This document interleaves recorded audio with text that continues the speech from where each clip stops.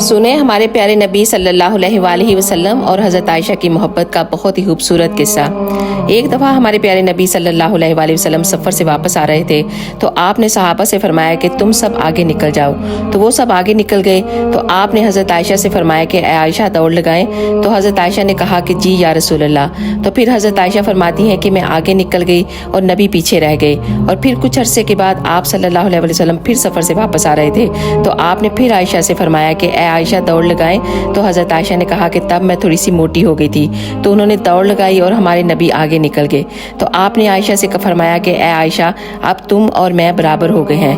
آپ حضرت عائشہ رضی اللہ تعالیٰ عنہ کو اپنے ہاتھوں سے کھانا کھلایا کرتے تھے۔ حضرت عائشہ رضی اللہ تعالیٰ عنہ کو آٹا گوندنا نہیں آتا تھا تو آپ ان کو آٹا گوندھ کر دے دیتے تھے۔ سبحان اللہ، یہ ہیں ہمارے پیارے نبی صلی اللہ علیہ وآلہ وسلم۔ اگر آپ کو یہ ویڈیو اچھی لگی ہے تو ایک دفعہ اس کو ضرور شیئر کیجیے گا۔ جزاک اللہ خیر۔